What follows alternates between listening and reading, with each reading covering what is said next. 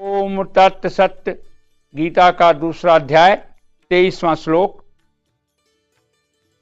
इस शरीर के दृष्टांत पे वो क्या सिद्ध करना चाहते हैं कि इसमें निर्विकारिता का वर्णन, उसमें किसी प्रकार का विकार नहीं आता, किसी प्रकार के हथियार से किसी प्रकार से कट नहीं सकता, ये जल नहीं सकता, बन नहीं सकता, उसी का वर्णन इसमें करते हैं कि शरीरी जो है शस्त्र से शरीरी को काट नहीं सकते, अग्नि इसको जला नहीं सकती, पानी इसको गीला नहीं कर सकता, हवा इसको सुखा नहीं सकती, वायु इसको सुखा नहीं सकती और पानी इसको गीला नहीं कर सकता। मतलब ये जो 5 तत्व हैं ये किससे बनते हैं?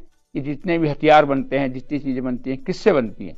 पृथ्वी से बनती है ना। तो इन पृथ्वी के तमाम चीजों का जो शास्त्र पृथ्वी तत्व से बनते हैं, जैसे तलवार बनेगी तो पृथ्वी से बनेगी, अग्नि इसको जला नहीं सकती, पानी इसको गीला नहीं कर सकता, वायु इसको सुखा नहीं सकती। मतलब पृथ्वी के जो 5 तत्व हैं, जो मूल तत्व 5 हैं, 5 तत्वों में 4 तत्व ही आपको प्रभावित कर सकते हैं। 5वां आकाश तत्व को तो वैसे भी कोई प्रभावित नहीं कर सकता। जो नष्ट आप किसी इन 4 चीजों से ही कर सकते हैं। पृथ्वी की किसी भी चीज को, मतलब शरीर को नष्ट करने के 4 साधन तो हैं, लेकिन इन चारों की पकड़, इन 5 की पकड़, इन 4 की पकड़ तो यहीं तक है। मतलब पृथ्वी में जितने भी आप हथियार बनाएंगे पानी, अग्नि, जल से, ये इन 4 तक ही पहुंच सकते हैं। आकाश तक तो इनकी पहुंच भी नहीं है। क्या आकाश में आप तलवार चलाएंगे तो आकाश में तलवार नहीं चलेगी, है ना। पानी चलाएंगे, पानी में चलेगा, हवा चलाएंगे, हवा में नहीं चलेगी, अग्नि चलाएंगे, अग्नि में चलेगी। जब इनकी तुम्हारे हथियारों की पकड़, तुम्हारे हथियारों की पहुंच आकाश तक भी नहीं है, और अभी तो उसके बाद 24 तत्व तक प्रकृति है, और 24 तत्व की प्रकृति के बाद शरीर ही है। इनकी पकड़, तुम्हारे हथियारों की पकड़, जो मारकाट की पकड़ है, वो आकाश तक भी नहीं है, तो आगे तो पहुंचने का उनका कोई मतलब ही नहीं है। उस शरीर तक तो ये विकार किसी रूप में ला ही नहीं सकते।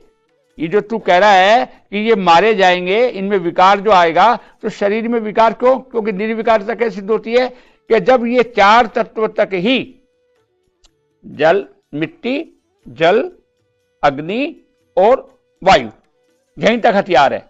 आकाश में भी हथियार काम नहीं करता। तो जब ये 4 तक ही तुम्हारा हथियार काम करता है, और उस शरीरी तक तो पहुंच ही नहीं सकता, क्योंकि वो तो पूरी प्रकृति के भी परे है। जब पूरी प्रकृति के परे है तो उसमें विकार किसी प्रकार से संभव ही नहीं है।